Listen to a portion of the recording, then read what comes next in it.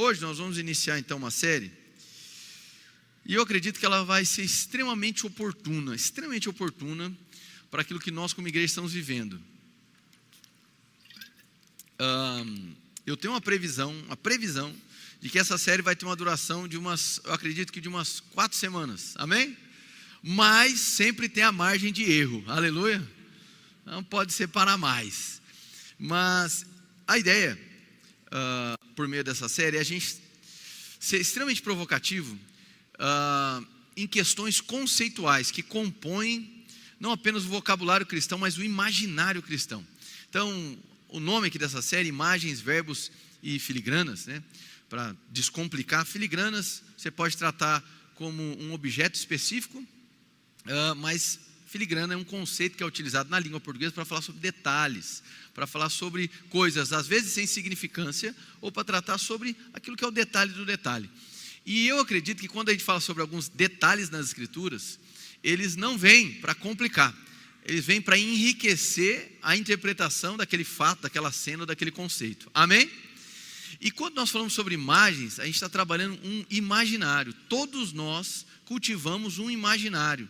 A maneira como nós enxergamos essa vida, a maneira como, quando você é perguntado acerca de algo, isso gera uma imagem para você. E o nosso imaginário, ele é extremamente influenciado, ele é extremamente afetado pela nossa história, pelas nossas vivências, pelo tempo que a gente vive, amém? Pelas informações atuais. Então existem coisas que compõem o nosso imaginário hoje, que geram preocupação, medo, dúvida, ansiedade, que em outras eras, talvez isso não provocasse estes mesmos efeitos. Então aquilo que a gente se alimenta, também se torna aí o arcabouço daquilo que a gente pensa. E o nosso imaginário, ele vai influenciar profundamente as nossas tomadas de decisões. E tem uma outra questão. Muito do que a gente se alimenta, recebe enquanto informação, cria enquanto imaginário, também afeta a maneira como a gente interpreta alguns conceitos cristãos. Dentro dessa série, a gente vai falar sobre verbos, expressões verbais que nós observamos nas escrituras. Na mensagem de hoje, nós vamos falar sobre um muito conhecido e que eu acredito seja muito oportuno. Nós vamos falar sobre o verbo orar. Repete comigo, orar. Amém. Então nós vamos começar fofo. Amém, irmãos? Aleluia, mas vai progredir. Então vai ter uma parte da série que nós vamos falar sobre um verbo espetacular, julgar, amém, irmãos? Aí tem um outro que é mais maravilhoso ainda, escandalizar, amém? Então vai ser uma jornada interessante. Vamos tratar sobre o verbo honrar. Então são expressões verbais dentro do vocabulário divino primeiramente, mas que muitas das vezes têm sido extremamente mal assimilado e consequentemente mal praticado por conta de um imaginário que é dominante no tempo atual. Entende, irmãos? Tem coisas que nós consideramos, nós que eu digo assim, né, população cristã brasileira, nós associamos ou assimilamos como normal, certo? Porque de repente a maioria já se convenceu disso. Então é muito perigoso quando cristãos se tornam acríticos, incapazes de examinar algo, porque existe um grito da maioria ou existe uma grande repercussão em favor disso. Especialmente quando você tem personagens dentro do Brasil atual, chamar de personagem é duro, né? Mas influências no tempo atual que tem nome, que tem relevância, que tem um tipo de expressão que faz com que pessoas, seja no ambiente cristão ou não cristão, aplaudam, concordem. E isso vai gerando um problema muito grande, porque a gente passa a cultivar a prática, a assimilação e prática de algumas ações requeridas por Deus, verbos cristãos, a partir do imaginário dominante da sociedade, mas que não necessariamente é a imagem do céu para nós. Quem entendeu, diga amém. Então, essa série de mensagens, ela é extremamente provocativa, é para gerar reflexão profunda acerca de coisas que aparentemente são simples, como eu disse aqui, orar, até questões são complexas, como escandalizar e julgar. Então a gente vive muito, especialmente por conta desse avanço das redes sociais, uma proliferação de compreensões extremamente equivocadas. E por vezes, aquilo que tem visibilidade, aquilo que tem um conjunto de seguidores significativo, a gente parte de um pressuposto que deve ser verdade. Ora, se uma pessoa que tem tantos seguidores, uma pessoa que influencia tanto, uma pessoa que tem tanto nome nacional, se ela está falando em nome de Deus, deve ser verdade. Errado deve ser eu, né? Não é assim? Então isso é extremamente sério. Eu acredito que nessas semanas, Deus vai trabalhar com o nosso imaginário. Deus vai refinar as nossas imagens. Deus vai redefinir para nós, a partir das Escrituras, aquilo ou a forma dele conjugar algumas coisas, conjugar alguns verbos que são importantes para nós. E para isso, nós vamos nos ater ao texto, aos contextos, mas também aos detalhes. Tudo isso, irmãos, chega num ponto, e em nome de Jesus, eu já falei isso outras vezes, e eu não quero que você pense diferente disso. Quando eu trago algum senso crítico, em especial daquilo que se tornou padrão, ou vamos dizer assim, que você vê com naturalidade na igreja brasileira, eu não estou me colocando aqui como paladino da verdade, amém? Como se fosse a mente brilhante da igreja brasileira. Em hipótese alguma, eu não tenho nem capacidade de estar nesse lugar, e nem quero, e essa não é a ideia. A ideia aqui é uma mensagem comunitária. Eu não estou falando aqui com o Brasil, eu estou falando com vocês, Igreja de Jesus, que Deus me confiou. Amém, irmãos? Esse é o alvo. Agora, eu na missão de pastor, eu tenho que olhar essas grandes influências e como isso afeta na nossa comunidade. Amém? Então, só para deixar claro. Então, quando eu trago um senso crítico, e talvez de coisas que você identifiquem em pessoas, ministérios ou práticas e ensinos, o alvo aqui não é endereçar algo específico a alguém ou alguma estrutura. Amém, irmãos? Mas é tratar com o povo de Deus, você. Por quê? Porque é minha esfera de responsabilidade. Eu presto contas a Deus acerca do que é ensinado. Eu presto contas a Deus de olhar você por vezes, você irmão em Cristo, se apropriando de ensinos equivocados e não fazer nada. Eu preciso fazer alguma coisa. Amém? Eu e o time pastoral, evidentemente. Está claro? Então o alvo aqui não é me colocar num local mais superior. Olha, estou olhando de cima para baixo para a igreja brasileira e eu aqui no auge dos meus 35 anos de idade. Aleluia! Tenho toda a experiência para poder refletir sobre a igreja. Não é isso. Eu estou me colocando no meu lugar de pastor, de responsabilidade comunitária. Então o alvo primário dessa mensagem não é tocar o Brasil, não, é tocar você. Aleluia. Pronto, meu interesse é você. Então, que se explodam os seguidores, os milhares, etc. O alvo aqui é a nossa vida em comum. O alvo aqui é o que a gente cultiva. Glória a Deus, irmãos. E eu creio que é perigoso, é temerário quando algumas práticas vão se tornando extremamente comum. Eu entendo que é normal para qualquer ser humano, independente do local que você viva, em qualquer parte do mundo, em qualquer cultura, é normal. Quando você percebe um volume de comportamento, de prática, de pensamento, um fluxo de opinião que vai numa mesma direção e você de repente pensa diferente, é natural a gente ficar um pouco acuado. É natural no primeiro momento a gente se questionar. Amém, irmãos?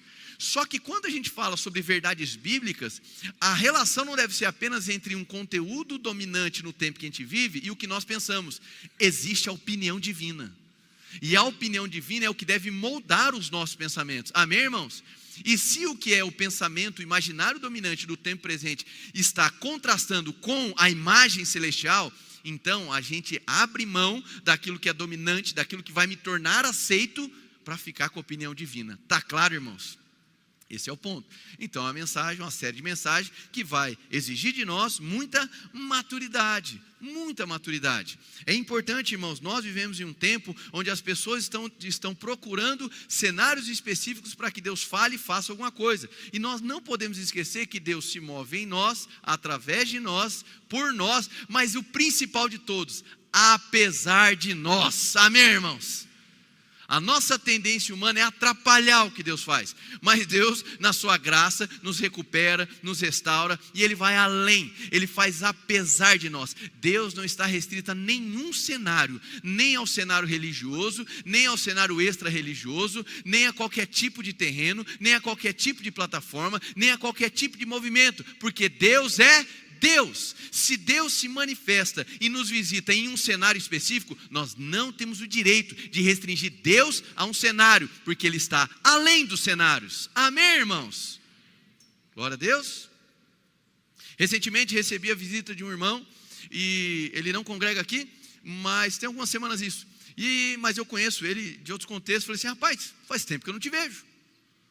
Ele falou: então, é porque ano passado eu fui preso. Falei: está explicado. Falei: me conta um pouco sobre isso. Aí ele falou assim: olha, eu fui preso. Uma situação de muitos anos atrás, nem imaginava que estava correndo. Aconteceu, eu fiquei 1 ano e depois fui liberado, porque realmente não tinha, enfim, no final das contas. Graças a Deus, tudo bem. Eu falei: e aí? Ele falou: e aí que eu tinha que ir para aquele lugar? Porque foi ali que Deus me restaurou. Amém? Joia. básico, que significa que nem todo mundo precisa ser preso para ser transformado. Quem entendeu? Amém? É um cenário. Deus trabalha no cenário. Deus, ele faz com que coisas que aparentemente não tenham significado nenhum passem a ter um significado incomum. Amém? O que não significa que eu posso ou me sinto autorizado a padronizar. Deus agora age assim. Se não for preso, Deus não vai operar. Vai operar. Amém? Amém, irmãos? Então entende como é um nível de assunto, é uma maneira de dialogar de coração pastoral para o de vocês, no sentido de trazer ajuste, equilíbrio e maturidade. Caso contrário, Deus vai estar conjugando os seus verbos de maneira celestial e nós não estaremos assimilando. Por isso que nessa série nós vamos começar falando sobre oração. Eu acredito que em boa parte dessa série a gente vai tocar em questões vinculadas à oração, mas sobretudo hoje eu quero colocar uma lente de aumento no que é oração, na importância dos salmos para nos educar na oração e também na oração da igreja. Eu vejo que às vezes algumas pessoas não assimilam muito bem essa compreensão do que é que deve ocupar a centralidade das nossas orações. O fato de nós enfatizarmos e com muita intensidade Cristo como centro e abrir mão dos nossos próprios interesses não significa que não seja válido ou legítimo que você apresente suas petições perante Deus. Amém?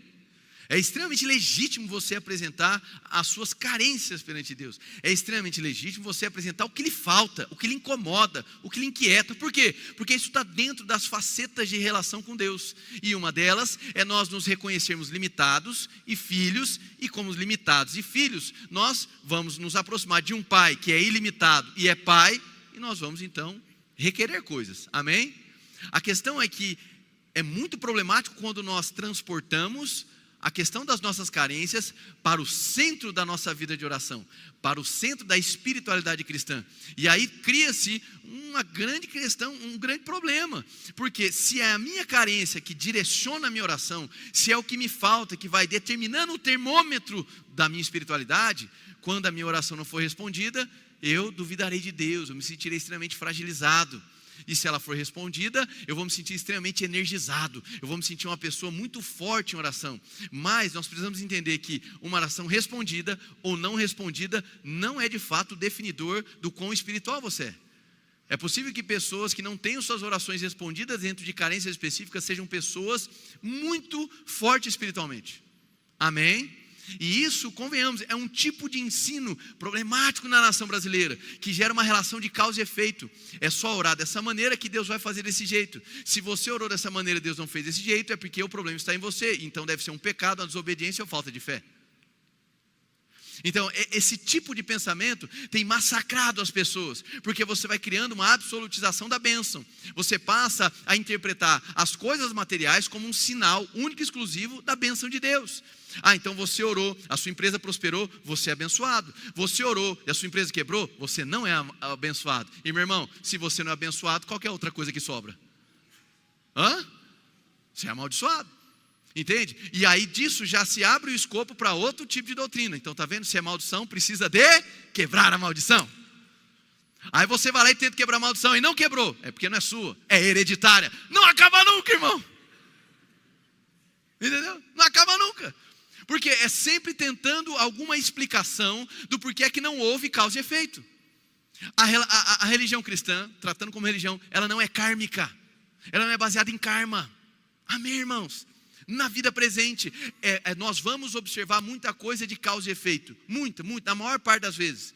Mas muitas das vezes também não. E especialmente na relação com Deus, a relação não é kármica, ela não é baseada em karma, não é eu faço, então Deus faz. E se eu parar de fazer, Deus deixa de fazer. Deus não é refém dos nossos esforços. Deus não é refém da nossa oração, Deus não é refém das nossas ofertas, Deus não é refém dos nossos atos de adoração, porque Ele é Deus, irmão. Amém? Ele é Deus. Você não é o protagonista ou agente primário da oração. Oração é sempre resposta. Repete comigo, oração é sempre resposta. Nós vamos trabalhar esse conceito hoje. Glória a Deus. Então, em nome de Jesus, eu gostaria que você agora abrisse a sua Bíblia em Eclesiastes capítulo 5, verso 1. Aqui na igreja nós temos o costume de fazer a primeira leitura de pé. Então eu gostaria de convidar todos para abrir a sua Bíblia permanecer de pé enquanto nós iremos ler.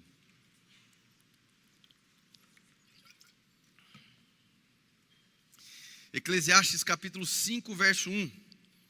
O autor diz assim: quando você for ao santuário de Deus, seja reverente. Quem se aproxima para ouvir é melhor do que os tolos que oferecem sacrifício, sem saber que estão agindo mal. Não seja precipitado de lábios, nem apressado de coração, para fazer promessas diante de Deus. Deus está nos céus e você está na terra. Por isso, fale pouco. Das muitas ocupações brotam sonhos, do muito falar nasce a prosa vã do tolo. Quando você fizer um voto, cumpra-o sem demora, pois os tolos desagradam a Deus. Cumpra o seu voto. É melhor não fazer voto do que fazer e não cumprir. Não permita que a sua boca o faça pecar. E não diga ao mensageiro de Deus: o meu voto foi um engano. Por que irritar a Deus com o que você diz e deixá-lo destruir o que você realizou? Em meio a tantos sonhos, absurdos e conversas inúteis, tenha temor de Deus. Feche seus olhos, Senhor, em nome de Jesus. Nós nos apresentamos aqui, Senhor, perante a Tua presença. E diante do texto sagrado, crendo, Pai, que Ele é alimento para as nossas vidas. Nós pedimos, Senhor, rogamos pelas Suas misericórdias, atuando aqui nessa manhã, para que nós venhamos a compreender a vontade do Senhor, a inclinação do Seu coração, e que os nossos desejos, Pai, sejam convertidos à Tua vontade. Em nome de Jesus, Pai, nós cremos em um convencimento do Espírito, verdadeiro, puro e genuíno, e que toda forma de manipulação, retórica ou convencimento humano esteja fora de tudo aquilo que vai ser comunicado. Então nós pedimos uma vez mais essa manhã, Senhor, fala conosco, em nome de Jesus, amém e amém. Pode sentar, querido.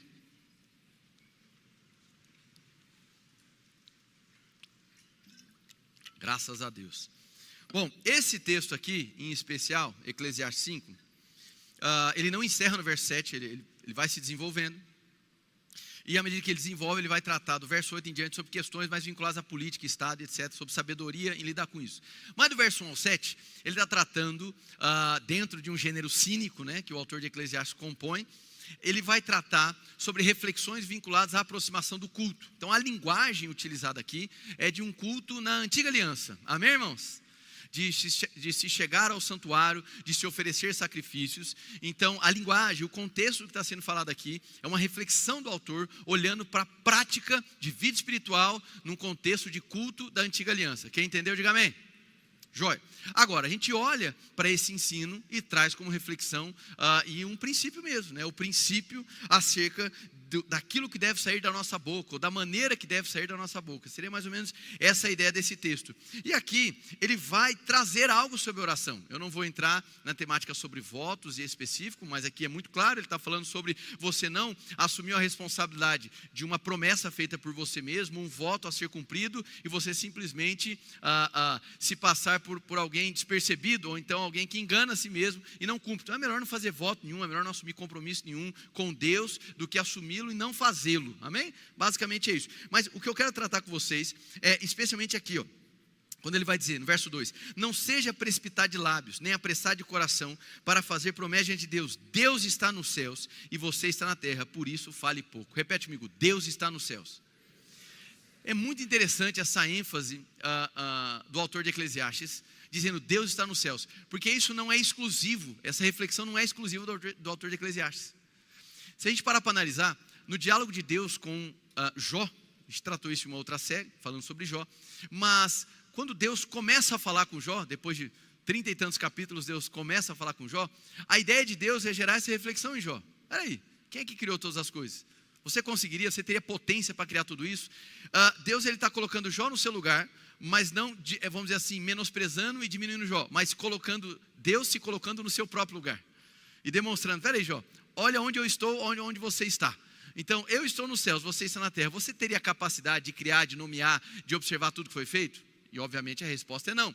E depois dessa reflexão, onde Deus se auto-revela como Criador para Jó, então Jó se arrepende, ele reconhece ali que, olha, antes eu te conhecia de ouvir falar, mas agora eu te vejo, né? Então há uma progressão na caminhada de Jó. Perfeito, mas não para por aí.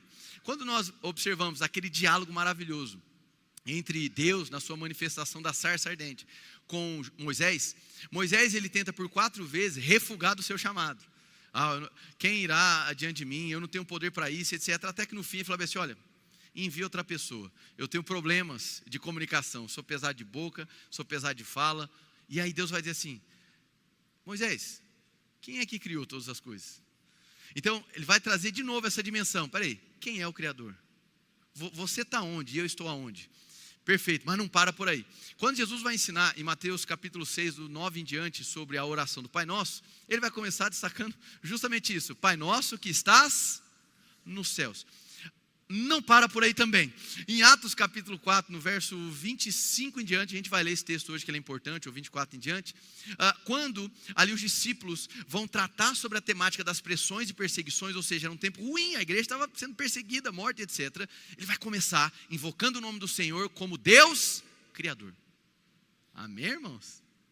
Então, há algo sobre o reconhecimento da criação divina, o reconhecimento da potência divina para criar as coisas, que deveria afetar profundamente a nossa oração.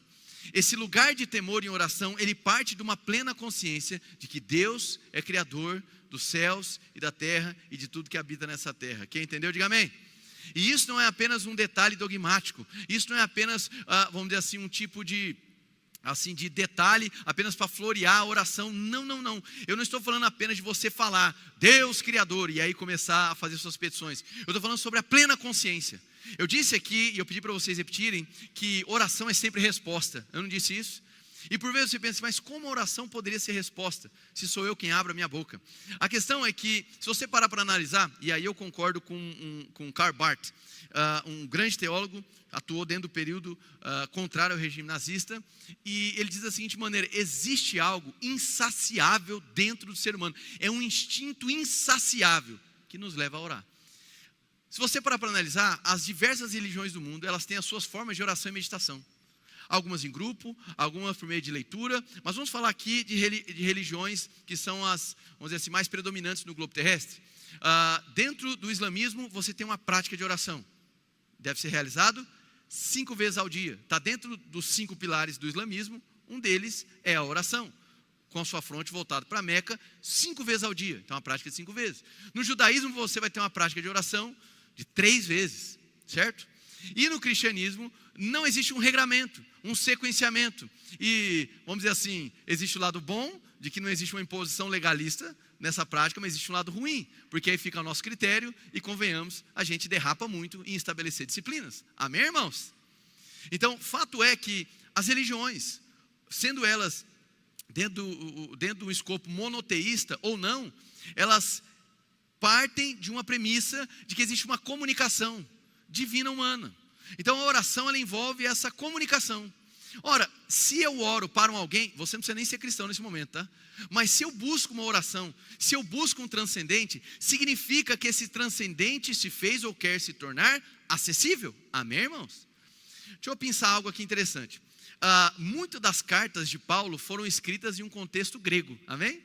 A igreja de Corinto, por exemplo, a igreja de Éfeso e tantos outros contextos eram igrejas de cultura grega. Jesus conviveu com o avanço da cultura grega debaixo de um império político romano. E o que é importante aqui? Um dos nomes da cultura grega, além de Platão, por exemplo, é Aristóteles. E Aristóteles diz da seguinte maneira: é impossível que o ser humano seja amigo de um Deus. Por quê? Para ser amigo, você precisa ter algo em comum. Essa era a visão de Aristóteles. Isso segue o platonismo, que é o quê? O que é material não é bom, o que é imaterial e invisível é que presta. Então tudo aqui não serve para nada. Certo? É a base do gnosticismo.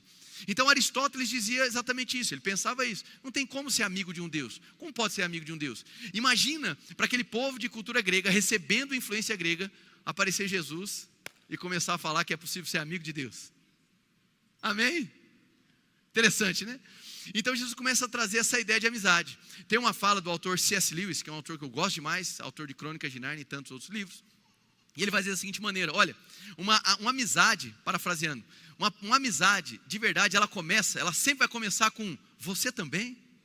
O que é isso? É o ponto em comum, certo? Você também torce para o melhor time do Brasil, São Paulo? Desculpa, escapou, amém?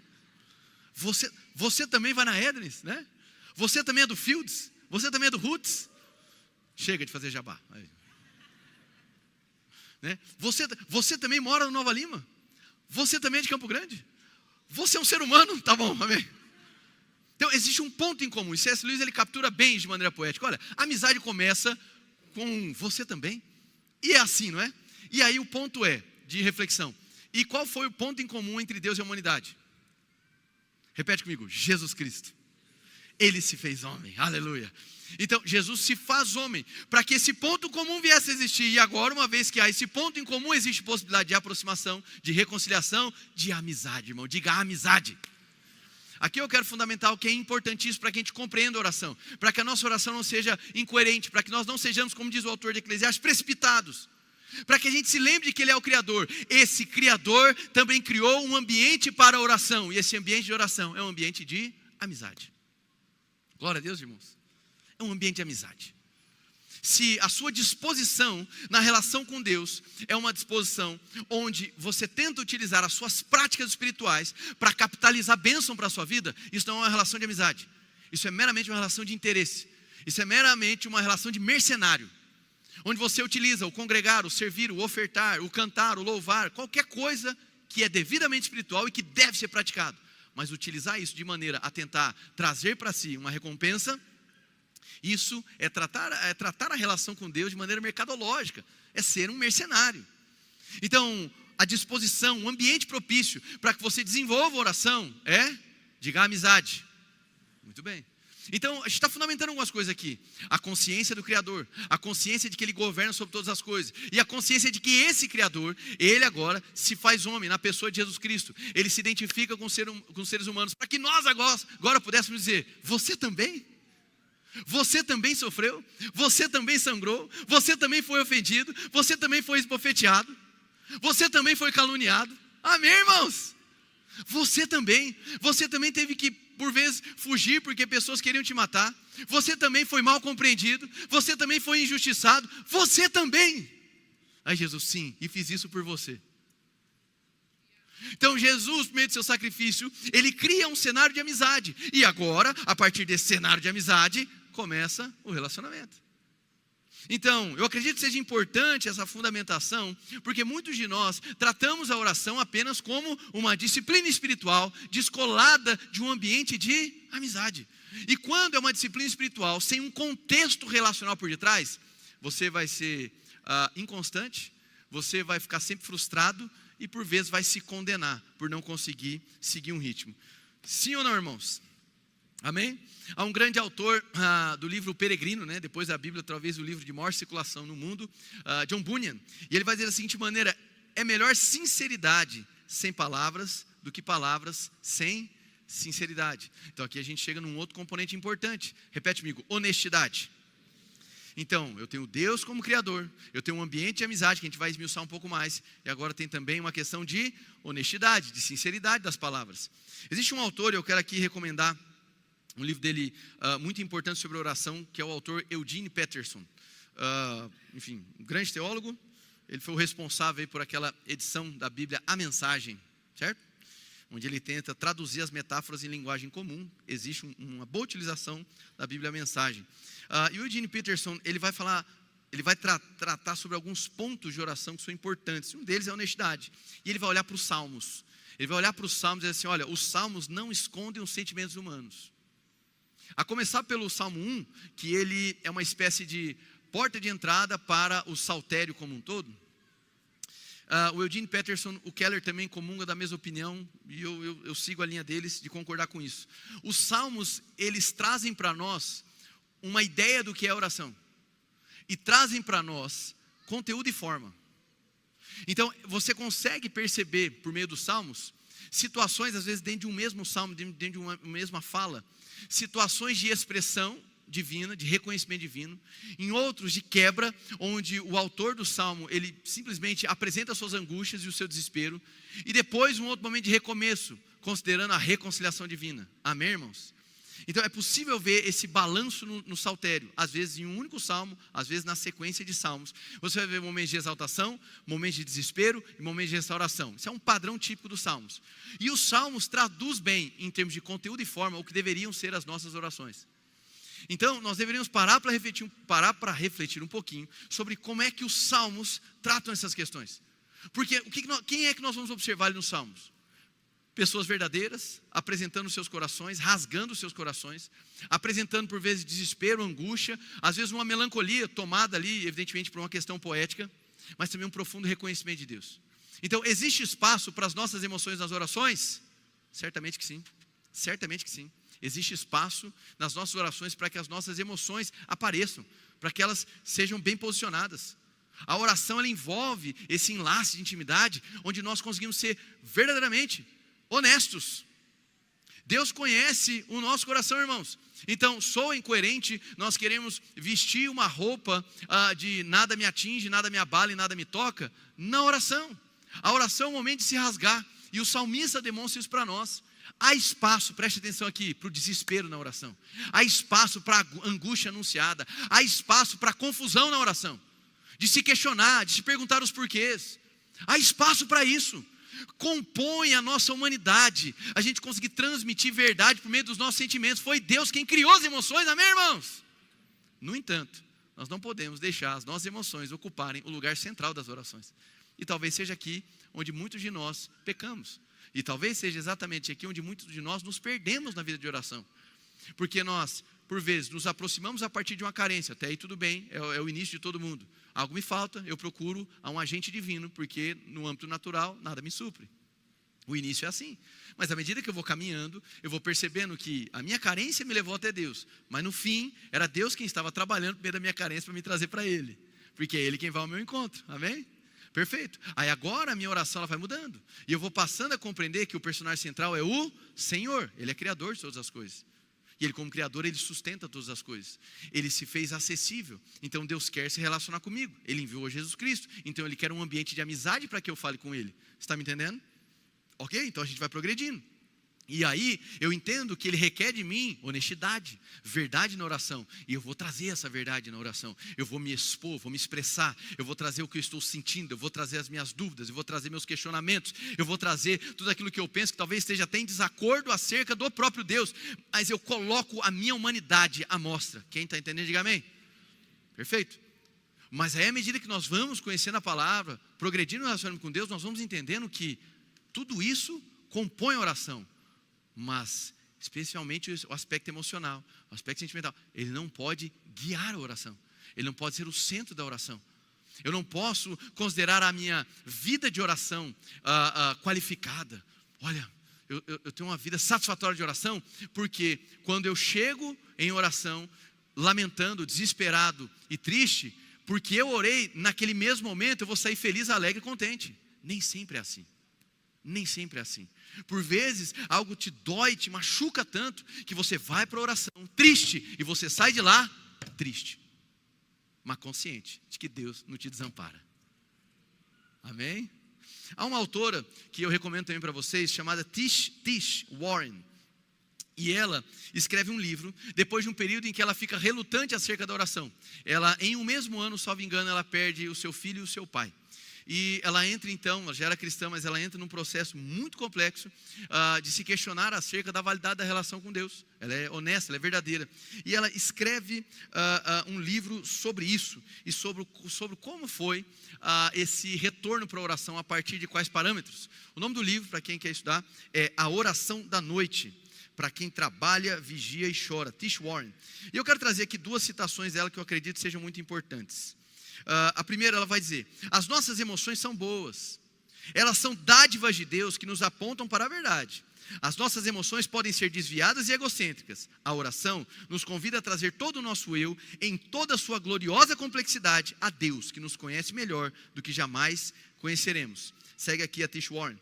O lamento não é um ato de autoexpressão ou de exorcizar a dor, que é isso que muitos pensam. Eu vou me lamentar, eu vou gritar desespero e aí acabou. Não é assim não.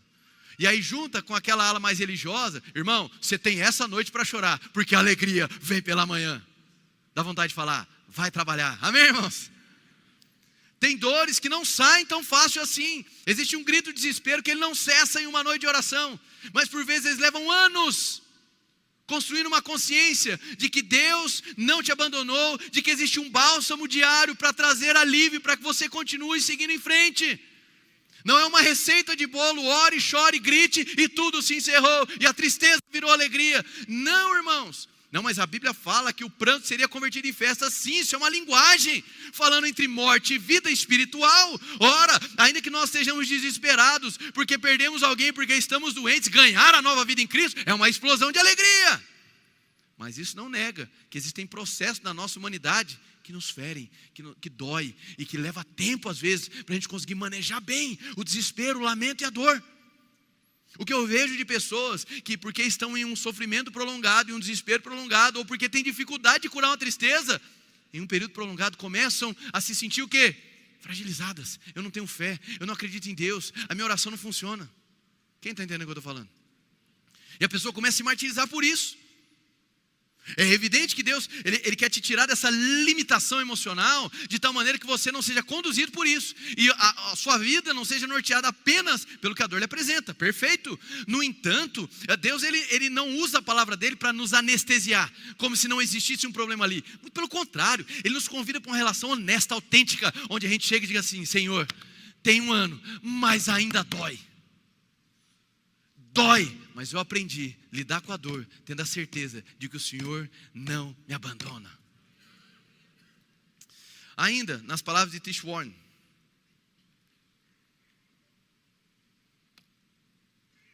ela vai dizer: os salmos expressam cada emoção humana, mas recitados vez após outra, nunca nos deixam simplesmente como estávamos. A transformação efetuada não é converter nossa tristeza em felicidade. Eles firmam nossa visão no amor de Deus por nós e nos ensinam a localizar a nossa dor e anseio no drama eterno de Deus. Eles nos formam para ser um povo que podem manter as profundezas de nossa dor com total sinceridade, ao mesmo tempo em que nos mantemos firmes na promessa de Deus. Amém, irmãos? Fantástico, né? Muito bem. Então, dentro desse conceito de expressão, de honestidade, de ser verdadeiro com os seus sentimentos, de se apresentar diante de Deus, eu quero ainda tratar um pouco mais sobre essa comunicação, né? Oração é comunicação. Há uma definição do reverendo Timothy Keller no livro Oração, que eu recomendo também, onde ele vai dizer assim, trazendo uma definição: oração é uma resposta pessoal e comunicativa ao conhecimento de Deus. Repete comigo assim: oração é sempre resposta. Amém? Então, na linguagem de Keller, ele trouxe aqui algo importante para nós. Oração é uma resposta pessoal e comunicativa ao conhecimento de Deus. Atenção agora. A oração sofre profunda alteração de acordo com o volume e a precisão desse conhecimento. Lembra que nós falamos sobre imaginário no começo da mensagem, começo da série agora? E o quanto que esses imaginários afetam a nossa maneira de conjugar os verbos de Deus? O quanto que o nosso imaginário afeta as nossas práticas? O conhecimento de Deus, e aqui pode-se compreender teologia. Teologia não é exclusiva para pastores e teólogos. Teologia é o que você desenvolve toda vez que você abre as escrituras, amém, irmãos? E passa a desenvolver uma compreensão a partir daquilo que Deus está falando. Teologia é para todos. Cadê o seu amém? Existem aqueles mais acadêmicos, outros menos, mas todos nós estamos buscando e fazendo teologia. Maravilha. E esse conhecimento teológico, ou conhecimento acerca de Deus, é o que vai começar a compor, construir um imaginário. E por vezes a recepção do divino na nossa mentalidade vai afetar construções prévias. Talvez a tua dificuldade em relação com Deus tenha a ver com o seu imaginário prévio. Uma descrença, uma desesperança. Talvez porque você sofreu atos de manipulação. Vou trazer em miúdos aqui. Por vezes tem pessoas que chegam aqui na nossa igreja e elas têm muita dificuldade de ter a vivência de igreja, de ter experiência comunitária. Por quê? Porque a primeira experiência religiosa desse indivíduo, por vezes foi em algum local, uma seita, por vezes foi em algum local de ampla dominação, onde a pessoa foi usada, manipulada, perseguida, entende? Então a pessoa ela tem resistência de, ainda que seja em nome de Jesus, ainda que a comunidade se apresente saudável, ela morre de medo de se expor para as relações, porque o parâmetro, o imaginário dela está preenchido do quê? Da experiência prévia. O cérebro dela, junto com a consciência, vai dizer o que? Olha, igreja é igual a sofrimento. Igreja é local a pressão e manipulação. Amém? Esses dias eu ouvi uma fala terrível, terrível, onde o indivíduo falou da seguinte maneira: embora é terrível, mas infelizmente é verdade. Em muitos contextos. Ele diz da seguinte maneira, ele falou assim: quem são as pessoas que saem da igreja? Aí o outro que estava falando assim, falou assim: quem está visitando? Ele falou: não. Ele falou: quem está há mais tempo e tem acesso aos bastidores. Diabólico, irmão, não é? Mas ele está correto. Muitas das pessoas que se ferem e desacreditam da igreja e tentam criar para si uma nova religião dos desigrejados, que eles assumem o cabeça, que é Cristo, mas sem corpo, amém? Vou utilizar a fala de uma mulher famosa, que eu não vou citar o nome. Ela diz da seguinte maneira: Jesus é da hora, o problema é o fã-clube. O problema é que não dá para receber Jesus sem o fã-clube. Amém, irmão? Quem é do fã-clube de Jesus aqui? Aleluia. Terrível a fala dessa artista, meu irmão, terrível. Que ela se converta dos seus maus caminhos, aleluia. Ela falou isso. Terrível, né? Então, o que eu estou querendo dizer com isso? Muitas pessoas hoje, infelizmente, desanimaram. Não acreditam na ideia da igreja. Não estou falando da Edris, não, tá? Estou falando, mais uma vez, a nível de Brasil. Porque em conhecendo bastidores, começaram a ver coisas que já tratavam como normal. E aqui, meu irmão, em nome de Jesus, eu me sinto muito responsável de tratar com vocês. Responsável de tratar isso com vocês. Tem coisas que consideram normais no meio religioso do cristão. E não é normal, irmão. Não é normal. Comportamento abusivo, autoritário de pastores, não é normal, irmão. Amém? Não é normal. Não é normal. Pastores manipulando membros para receber na sua mão oferta, que eles denominam primícia, não é normal, não tem previsão bíblica. Ah, mas tais ministérios fazem. O que a Bíblia diz, irmão? O que a Bíblia diz? Mas funcionou com outro. Não, a gente não está na religião da funcionalidade, a religião é de Cristo. Então tem que ser como Cristo, para Cristo, por causa de Cristo, do jeito de Cristo, irmão. Não é de qualquer jeito. Não, mas está dando resultado, não interessa. A gente não se move pelo resultado. A gente não analisa o fruto pelo resultado, a gente analisa o fruto. E o fruto nem sempre é vistoso aos nossos olhos. Amém? Cuidado com essas questões. Então não é normal, não é o esperado, não é a previsão das escrituras de que uma pessoa que entra nos bastidores, conhece ali as entranhas de uma liderança, ela rapidamente vai se desanimar. Talvez se tornou comum no Brasil, mas não é o comum das escrituras. Amém, irmãos? E eu digo isso não em nome da Edris, mas de muitas igrejas saudáveis que tem na nossa cidade inclusive. Amém?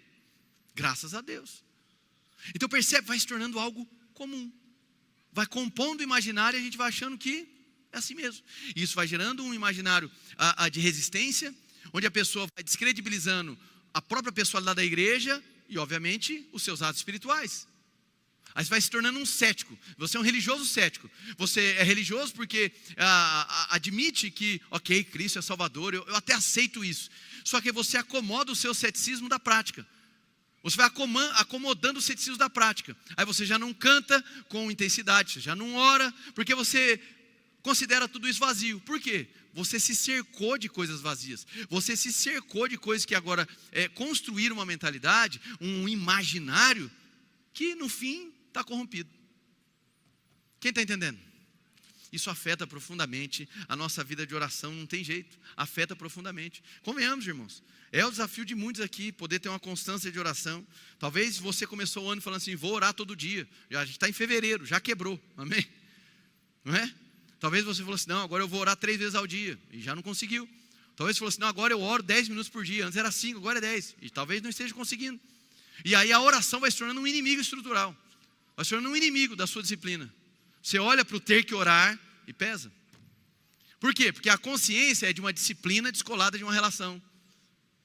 Então eu começo reconhecendo, Ele é Criador de todas as coisas. Ele se fez homem na pessoa de Cristo para que eu pudesse me identificar. Eu tenho algo em comum para conversar com Ele. A oração é essa via de comunicação.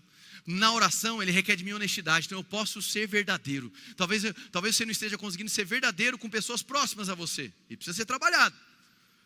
Mas na oração, vamos dizer assim, nós não temos desculpas. Ele nos convida para essa expressão máxima.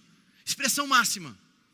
Eu passei por um processo, irmãos, para os que estão chegando agora, em outubro, onde a gente sofreu um acidente. E não me vieram perguntas do, meu Deus do céu, por que aconteceu? Essas perguntas não vieram. E até tem um fato curioso. Quando acontece o acidente, eu tinha acabado de contar para as pessoas dentro do carro de uma experiência com Deus que eu tive lá em Atlanta. Na hora que eu falei assim, tipo assim, nossa, e meu carro se encheu da presença de Deus. Na hora que eu falei, Deus, pum, bateu o carro. Amém? Isso é praga, irmão, brincadeira, né? Não. Mas eu me lembro exatamente isso. Eu encerrei a frase falando da visitação de Deus. Tinha sido visitado no carro um dia que eu estava dirigindo sozinho. E eu fui visitado pelo Senhor. E quando eu citei isso, pum! Aí não me lembro direito das coisas, mas daí fui voltando. Foi a última fala. E agora? Estava contando grandes feitos do Senhor. Nós tínhamos orado. E a relação de causa e efeito. Então, nada disso me gerou intriga. De, por que, Senhor? Por que? Nada, zero. Isso aí, graças a Deus, estamos vacinados. Amém? E começou o processo de recuperação. Irmãos, para quem já teve que lidar com dor, e aqui tem vários médicos que eu estou vendo aqui de cima, a tal da dor é complicado, irmão. Amém? A dor física é um negócio. Amém? É difícil, irmão. É difícil você lidar com a dor. E ainda mais quando você começa a tomar os remédios e a dor não vai embora. Entende? Aquilo começa a mexer contigo. Começa a mexer com o seu psicológico. Porque, cara, e agora? E aí você vai concentrando. Não, isso aqui vai passar. Uma hora vai passar. Aí o outro dia chega. Tá doendo ainda. E dói, irmão. Dói. Né? O tipo de lesão que eu acabei tendo dói demais. Dói muito. Dói para respirar. Dói para falar. Dói para se mexer. Enfim. Mas passa também. Amém? O que eu quero dizer com isso? Durante esse processo de dor, eu cheguei numa situação de vulnerabilidade. Vulnerabilidade. Você fica vulnerável. Por 7 dias era a Camila que me dava banho, irmão. Amém? Chegou cedo essa época da vida, né? 7 dias eu travava. Ela me dava banho, era engraçado. Ela ia me dando banho chorando. Eu falei, você está chorando? Você está todo machucado. Coitado. Então eu não conseguia fazer nada, irmão. Travado ali, cheio de dor, vulnerável, sendo cuidado. E nesse local de fragilidade e vulnerabilidade, eu me lembro de uma oração específica que eu fazia com Deus. E ela continuou. E na verdade a oração não era nem um pedido. Eu sabia que aquele processo ia se resolver. Eu entendia aquilo como uma preservação de Deus. Sabia que tinha, enfim, eu estava em paz em relação a isso. Mas em algum momento eu me questionei. Senhor, acho que eu não aprendi a orar da maneira devida ao longo desses anos. E o meu alvo era, Senhor, me ensina a orar.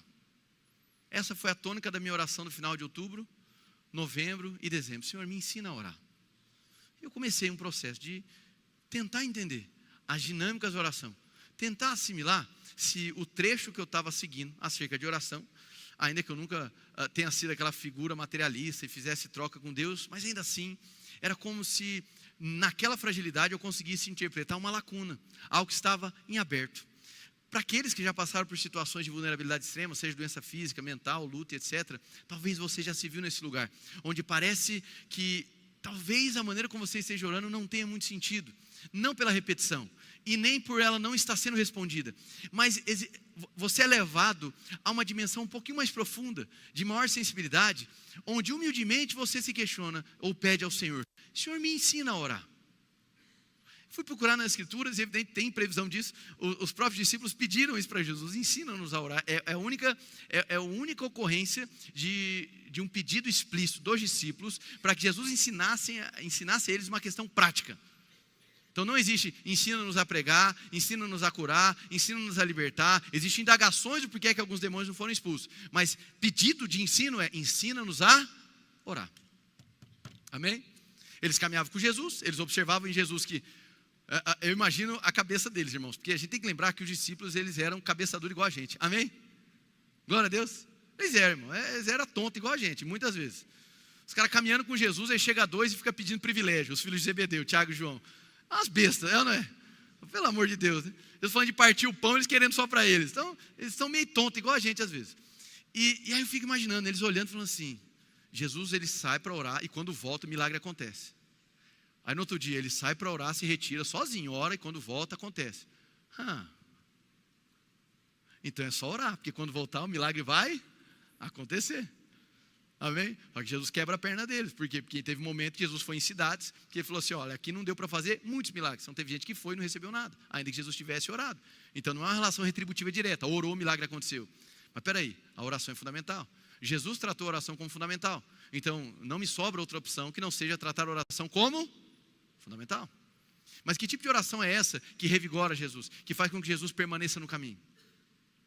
Que oração é essa? A verdade é que nós não temos esse grau de detalhamento, nós temos um modelo de oração, onde Jesus vai estabelecer princípios. Pai nosso, que estás nos... Muito bem. Ele vai fazer uma vinculação sobre o centro da oração está vinculado à pessoa de Deus e à chegada do seu reino. Repete comigo, Deus e o seu reino. Muito bem. Então presta atenção aqui. Se nos é permitido ou possível orar, é porque Deus se apresentou a nós.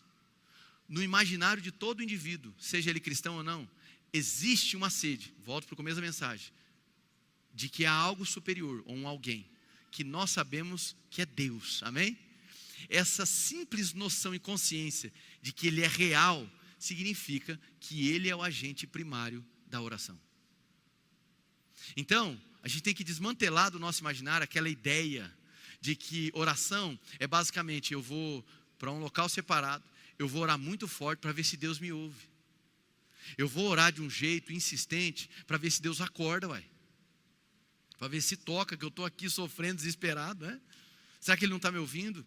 Sendo que a prerrogativa de existir a oração é porque Deus se fez acessível a nós. Então, toda e qualquer oração que nós venhamos a iniciar, toda e qualquer, é sempre resposta. E à medida que eu conheço ao Senhor, a minha maneira de responder a Ele na oração também vai sendo aperfeiçoada. Glória a Deus, irmãos. Amém. Eu quero ler uma fala aqui do Eugene Peterson, que é importantíssima. Ela é uma leitura um pouco longa, mas eu quero que você entenda. No mundo de orações que satisfazem o ego religioso e cultivam anseios apaixonados, os salmos se destacam como uma espécie de austeridade angular, deixada a nós mesmos. Rezaremos para algum Deus que fala o que gostamos de ouvir, ou para a parte de Deus que conseguimos entender. Mas o fundamental é que falemos com o Deus que fala conosco, e com tudo o que Ele nos fala na Bíblia. Há uma diferença entre orar a um Deus desconhecido, que esperamos descobrir em nossa oração, e orar a um Deus conhecido, revelado através de Israel em Jesus Cristo, que fala a nossa língua. No primeiro, satisfazemos o nosso apetite pela realização religiosa. No segundo, praticamos a fé obediente. O primeiro é muito mais, entre aspas, divertido. A palavra no inglês não ficou bem traduzida. O segundo é muito mais importante. O que é essencial na oração não é o que aprendemos a nos expressar. Ou seja, as minhas expressões na oração não são ponto central. Elas compõem, mas não são ponto central. Mas que aprendemos a responder a Deus, porque Ele é o agente central da oração. Os salmos não eram rezados por pessoas que tentavam compreender-se. Não eram um registro de pessoas que procuravam o sentido da vida. Eles foram orados por pessoas que entenderam que Deus tinha tudo a ver com eles. Deus, não o sentimento deles, era o centro. Deus, não as suas almas. Esse era o problema. Percebe? O Peterson aqui, ele trata um negócio importante, irmãos. A gente vive hoje numa crise de significado existencial. É importante você ter clareza do seu propósito na vida, sim ou não? O problema é que muitas das vezes nós colocamos isso para o centro das nossas orações. E a gente idolatra esse desespero por ter significado. Mas a própria compreensão de significado não começa na busca desse significado. Ela começa em conhecer o Criador. Porque parte dele é a revelação do significado. Quem está me entendendo? Então, por vezes, a gente está usando a oração, usando a contemplação, usando práticas de devoção para chegar numa resposta que nos angustia. Qual é o meu significado existencial? E ainda que essa resposta tenha que ser procurada, ainda que seja importante isso, você não tem autorização ou não deveria tentar usar a Deus para chegar nessa resposta. Deveria permitir que isso seja uma descoberta da relação sua com Deus. Quem está entendendo, diga amém. Porque o alvo de satisfação, o texto de Isaías, a gente vai ler, ele vai dizer, olha assim, o teu amor, ele tem mais valor do que a vida. O Senhor tem mais valor do que a nossa própria vida. Então a nossa satisfação não é pela oração respondida, a satisfação é pela própria autorrevelação do Senhor. Ele se fazer acessível. Então eu passo a tomar ciência do meu significado de vida a partir de um local. E que local é esse? A satisfação de que Ele é suficiente, a satisfação de que Ele é tudo que eu preciso, a satisfação de que ainda que eu morra amanhã, Ele é tudo para mim, a satisfação de que ainda que eu não cumpra tudo aquilo que profetizaram, ainda assim Ele é minha satisfação suprema. Ele é a satisfação, ainda que eu não tenha a oração respondida, ainda que eu não tenha a cura que eu queria, ainda que eu não tenha a realização do sonho que eu queria, Ele é suficiente. Ele é bom o tempo todo. Ele é amor, Ele me preenche, Ele me restaura, Ele me perdoou meus pecados, Ele me trouxe para perto, me chamou de filho, Ele permite que eu fale com Ele. Aí nesse local de satisfação, a gente começa uma peregrinação de conhecer ao Senhor. E por conhecer ao Senhor, a gente aprende a responder ao Senhor. Qual é o nome disso? Oração. E eu passo a responder ao conhecimento dEle. E à medida que eu conheço a Ele, as minhas ansiedades, as minhas inseguranças lançadas sobre Ele, elas vão diminuir no seu volume. E o meu desespero, que talvez caminhe comigo, Ele vai aprender, nós vamos aprender a manejar a dor e esse desespero a partir da sabedoria divina. A palavra de Deus não é um anestésico, irmãos, amém? Ela não vem para anestesiar e fingir que nada está acontecendo. Tem coisas que doem, irmão. Amém. Eu fiz um paralelo de uma dor física que eu tive.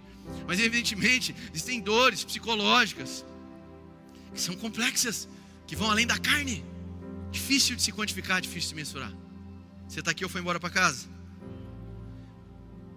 Sentimentos e significados não foram excluídos, são uma evidência, mas não são o motivo das orações. A experiência humana pode provocar as orações, mas não as condiciona. Não é simplesmente uma crença em Deus que condiciona essas orações, mas uma doutrina de Deus. Preferimos orar explorando nossas capacidades espirituais profundas, tendo Deus como música de fundo, sem nos preocupar com o tédio e a complexidade das escrituras. Tédio, mais uma vez, mal traduzido aqui no inglês. Mas se elegermos os salmos para nos treinar na oração, essas são as condições nas quais estaremos trabalhando. Fantástico, irmãos, fantástico. Então, o Eugene Peterson, ele traz muita consistência no ensino, para deixar muito claro, nós precisamos da palavra, para que as nossas orações, mais do que serem respondidas, mais do que isso, mas delas nos satisfazerem, no sentido de estou me relacionando com Deus, amém? Isso importa. A minha oração tem sentido, ela está contextualizada, isso me revigora. Muitas das vezes a nossa sensação de oração é de falar com alguém que não está dando muito interesse no que a gente está falando, e convenhamos, isso desanima, sim ou não, irmão? Imagina você ali tentando encontrar um ponto em comum, conversar com a pessoa e etc, e a pessoa te ignora, aí você desanima. Por vezes o nosso desânimo na oração é porque, assim ó, no âmago da questão, a gente trata, ou a gente olha para Deus e vê uma pessoa um tanto quanto indiferente ao que a gente está passando. Você não faz nada, não está falando nada. Então a gente aprendeu hoje, não, é Ele quem fala. Eu só oro porque a oração é resposta, eu respondo a Ele. E o que é que Ele fala? Ele se auto-revela, Ele é criador. Mas não para por aí, Ele tem uma palavra. Diga a palavra de Deus. Amém. Vocês me dão mais uns minutinhos aí? Sangue de Jesus. Vou orar por vocês, aleluia.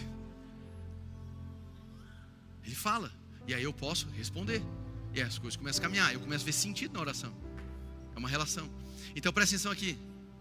Eu não estou dizendo, irmãos, que todas as vezes que você orar, você necessariamente vai abrir um texto bíblico e lê-lo antes de orar. Mas eu estou querendo dizer que é um excelente conselho fazer isso. Amém. Tem circunstâncias que você não vai ter uma Bíblia do seu lado para que você ore. Então ore em todo o tempo, amém? Mas quanto mais a gente cultivar o hábito de ler, e do que leu, partir para a oração, a gente vai começar a ver uma modelagem da maneira como a gente ora. Quem está entendendo, diga amém. Que a gente se acostuma a ir orar. Eu vou orar. Mas aí, o nosso imaginário está carregado dos nossos sentimentos, emoções, carências e faltas. Então a oração fica concentrada no que falta. Mas se eu conheço a palavra, ou vou conhecendo, eu vou aprendendo a considerar o que sobra. E o que é que sobra? A vida de Cristo, amém? Sobra na abundância, amém? E eu passo a orar dessa perspectiva, e não do que me falta. Isso não é uma negação do que me falta, porque orando a partir do que sobra, superabunda em Cristo, nessa relação de honestidade, eu vou apresentar o que me falta. Eu vou dizer, é legítimo, irmão. É legítimo. Pessoas me perguntam, eu posso orar por um novo emprego? É claro. Eu posso orar porque eu quero crescer financeiramente? É claro. Eu posso orar para ser curado? Com toda certeza. Todas essas questões são legítimas. Eu posso orar para casar? Vá, irmã. Irmão também, aleluia. Estigmatizar as irmãs, né? Não tem problema. Eu posso orar? Pode, mas não faça do seu pedido o centro. O seu pedido pode compor essa dinâmica, esse diálogo. Peterson trata muito como diálogo, chamado oração. Mas se eu esqueço que o agente divino é quem fala primeiro, é quem se apresentou, é quem vem na minha direção primeiro, eu passo a conduzir a oração como uma divindade que tem poder para resolver meus problemas. Mas não me interessa o que ela pensa, não me interessa o que ela fala. Eu estou aqui para falar e ela tem poder para fazer. Então eu estou falando e ela não está fazendo, eu me frustro. Quem está entendendo? Mas se eu passo a considerar o que essa divindade, que é o nosso Deus, tem para falar, o que Ele fala começa a modelar o que eu penso. O que Ele fala passa a refinar a minha fé. O que Ele fala passa a nortear a minha maneira de se expressar. Quem está entendendo, diga amém. Abra sua Bíblia rapidinho, lá em Atos.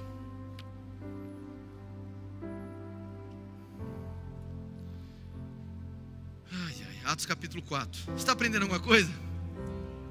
Bateu um certo desespero em mim agora, porque eu acho que eu preguei 40% da mensagem. Aleluia. Mas tá bom, aleluia, aprove ao Senhor. Atos 4. Eu não vou extrapolar não, irmão, fica tranquilo. Porque o culto das 18 horas não pode atrapalhar o culto, amém, irmão? Pensa, dá 17h50 a gente aqui ainda. Atos 4, 24. Estou encerrando. Atos 4, 24. Ouvindo isso, levantaram juntos a voz a Deus, dizendo: ó soberano, tu fizeste o céu, a terra, o mar e tudo o que neles há. Tu falaste pelo Espírito Santo, por boca do teu servo, nosso pai Davi. Por que se enfurecem as nações e os povos conspiram em vão? Os reis da terra se levantam, e os governantes se reúnem contra o Senhor e contra o seu ungido. De fato, Herodes e Pôncio Pilatos reuniram-se com os gentios e com os povos de Israel nessa cidade, para conspirar contra o teu santo servo Jesus, a quem ungiste. Fizeram o que o teu poder e a tua vontade haviam decidido de antemão que acontecesse. Agora, Senhor, considera as ameaças deles e capacita os teus servos para anunciarem a tua palavra corajosamente. Estende a tua mão para curar e realizar sinais e maravilhas por meio do nome do teu santo servo Jesus. Depois de orarem, tremeu o lugar em que estavam reunidos. Todos ficaram cheios do Espírito Santo e anunciavam corajosamente a palavra de Deus. Amém?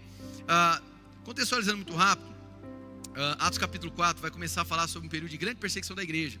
Então alguns decretos são promulgados lá pelo imperador, e o que já não tinha muita liberdade religiosa agora é suprimida, e eles começam a perseguir de maneira pesada.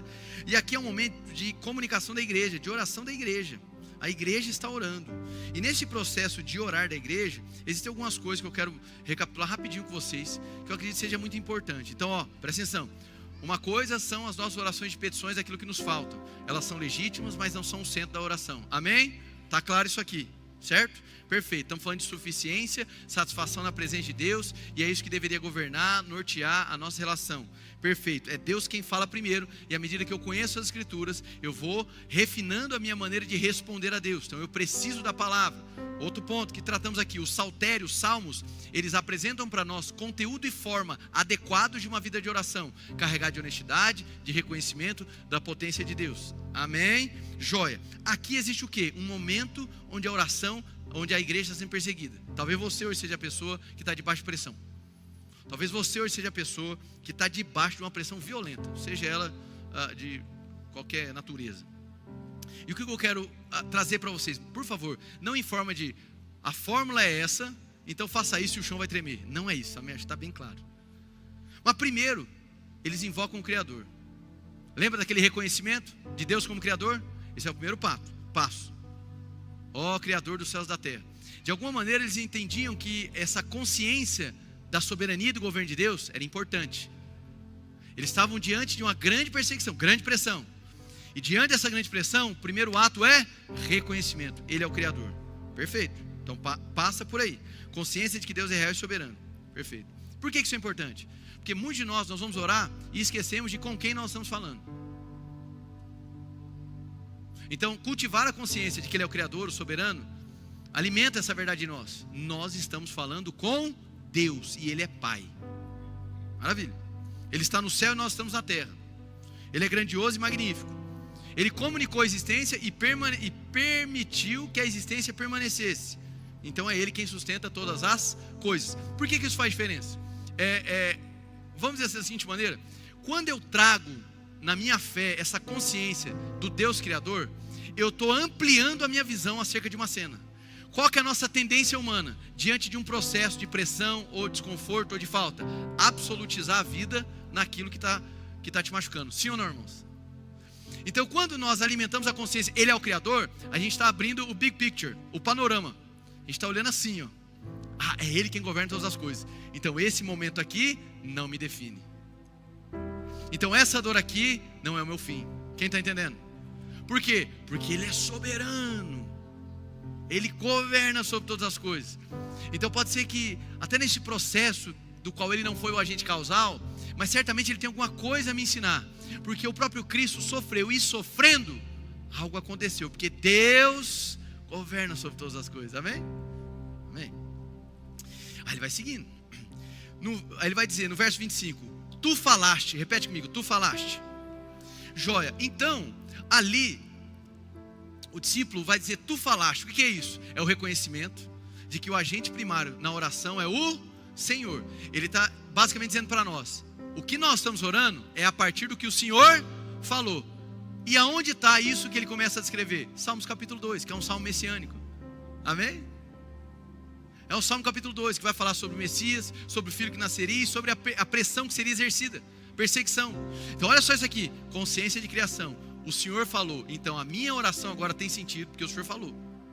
Então a minha oração é resposta. Eu estou interagindo com o que o Senhor falou. E onde está isso? Na palavra. Nós precisamos da palavra, irmão. Amém? Para conduzir a oração. E aí ele começa a trazer. Então eu reconheço o Criador. Eu tomo nota no que a palavra diz. Aí a minha oração é a partir dessa resposta. E por que é tão importante? Ora, porque o texto que ele cita é um texto que tem cumprimento em Cristo Jesus. E também ele cumpre e está se cumprindo. É a chegada do reino. É a chegada do reino.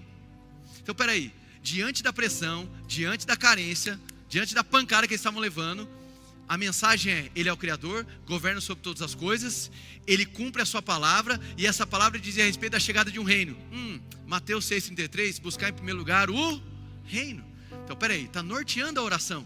O meu alvo aqui, diante da perseguição, não é me livra, é antes de tudo, que o seu reino seja manifesto. O Senhor prometeu, o Senhor cumpriu em Cristo, e esse cumprimento vai se desenvolver. Isso é a oração da igreja. Quem está entendendo, diga amém. Estou encerrando, irmão. Perfeito. Então ele vai seguindo nesse sentido. Ele falou primeiro, ele começa o relacionamento, ele é pai, o pai antecede o filho, então parte dele. Não posso me achegar a Deus sem ter a convicção de que ele falou antes. Perfeito. Deus cria as coisas por meio da palavra. Então primeiro ouvimos para depois falar. Repete comigo, primeiro eu ouço e depois eu falo. A gente precisa tomar cuidado com algumas questões, tá? Quando Deus fala haja luz, o que acontece? A luz acende. Se você entra num quarto escuro e fala haja luz, o que vai acontecer? Nada. Mas você vai ter a consciência de que você vai no interruptor e vai ligar a luz, sim ou não? Porque Deus e a sua palavra, mesma substância. Então o que Deus fala é. O que nós falamos provoca algo. Deu para entender ou não? Mas não tem a mesma qualidade de discurso divino. É um erro, isso aqui é um erro teológico grave. Pensar que o conteúdo da nossa confissão tem o mesmo nível de potência que a confissão divina. Nós não somos Deus. Amém, irmãos? Então não basta falar, falei, vai acontecer. Não. Mas em falando, segundo Deus, te coloca em movimento. Maravilha, bênção.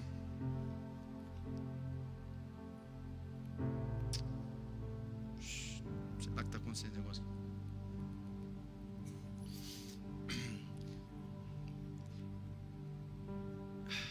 Para encerrar. E aí no verso 29 diante, depois dessa abordagem centrada, eles vão pedir algo. E é interessante que o pedido deles, anunciado, quer pelas nossas vidas, quer pela nossa morte, se torna algo mais importante. Eu sei que o contexto para nós é distinto, né? A gente não está num contexto de perseguição imperial. A gente está num outro contexto de muita acomodação. A gente vive um contexto de distração, na verdade, né? Muita distração. Mas eu quero que você compreenda isso aqui. O alvo. Olha, a gente quer pedir por coragem. É legítimo pedir outras coisas. Mas eu penso que isso é uma oração esquecida. Nós precisamos pedir por coragem. Coragem para lidar com os enfrentamentos. Coragem para lidar com as perseguições. Isso aqui é uma oração da igreja, amém? O livramento cabe ao Senhor. Então nós como igreja, a gente não tem autorização de fazer o que a gente quer. Nós temos um Senhor ao qual nós devemos servir. Amém, irmãos? Amém?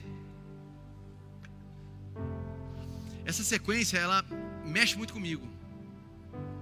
Perseguição e pressão. E a resposta da igreja nessa interação é um salmos, um reconhecimento da soberania divina, amém? E um clamor por coragem, para que eles não desistissem de anunciar o evangelho. Às vezes a gente está tão embriagado com o que nos falta, que a gente perde o senso de missão. Vida de oração vigorosa, ela vai desaguar em alguns pontos. Um desses pontos é anunciar a Cristo. Se você não tem um hábito de anunciar a Cristo, você até pode dizer assim, eu oro muito, mas assim, com um certo grau de certeza eu poderia dizer, a sua oração, ela é desorientada, ela é apenas rito. Uma vida de oração vigorosa é uma vida de oração de quem responde ao que Deus fala. E porque eu respondo ao que Deus fala, eu passo a conhecer mais a Deus. O senso de missão de Cristo floresce. E a minha vida de oração vai desaguar no cumprimento da missão cristã. O anúncio de Cristo. Você está aqui, irmãos? Amém. Então, eu encerro essa mensagem lembrando de um texto de Mateus 7, ainda dentro do Sermão do Monte, onde Jesus, ele vai dizer assim, olha, é só você me pedir, tecnicamente, que eu vou dar, é ou não é? Se você bater na porta, a porta vai se abrir. Se você buscar, vai se encontrar. Aí depois ele vai seguir dizendo, olha, que Deus tem boas coisas para dar para os seus filhos. Que pai daria uma pedra se seu filho pedisse pão? Não é? E esse texto é muito mal compreendido, porque ele é utilizado para simplesmente fazer de Deus refém dos meus pedidos. Deus não é nosso refém, irmãos. Deus não é obrigado nem a nos responder. Ele responde porque Ele nos ama. E na verdade Ele nos convida para essa interação, porque Ele é bom. Não é porque nós merecemos, porque Ele é bom. Bom da bondade dEle. Então quando Ele diz assim, olha, pede que você vai receber, bate na porta, Ele encontra. Isso não pode ser descolado de todo o contexto. E o contexto que vem antes parece que não tem nada a ver, mas é sobre julgamento, que eu não falei em outra mensagem. Fala sobre julgar o outro, tendo uma trave no seu olho. Ele vai fazer, no versículo 6 de Mateus 7, não jogue pérolas aos porcos. Achava que era um ditado brasileiro isso, né? Não jogue pérola aos porcos. Há um teólogo brasileiro chamado Carlos Queiroz, que ele faz uma interpretação que eu acho muito viável e responsável. Vai dizer da seguinte maneira: o contexto ali de julgamento envolve pecado e salvação. Jogar pérola aos porcos seria você trazer as suas confissões acerca de salvação e justificação a pessoas que desmerecem o sangue de Cristo. Seria mais ou menos sentido. Ele puxa o verso 7. O pedir, o bater na porta, o buscar, encontrar, estão vinculados a essa confissão de clamar ao Senhor por salvação. Amém? E aí de fato, quem pede para ser salvo por Ele, quem bate na porta procurando, vai encontrá-lo. Amém, irmãos? Então a nossa oração tem que ter Cristo como centro. É legítimo apresentar o que lhe falta, o que lhe dói, suas carências. Mas é um erro terrível colocar o que nos falta no centro. É Cristo quem deve estar no centro. Quem foi abençoado, dá glória a Deus. Aí do seu lugar.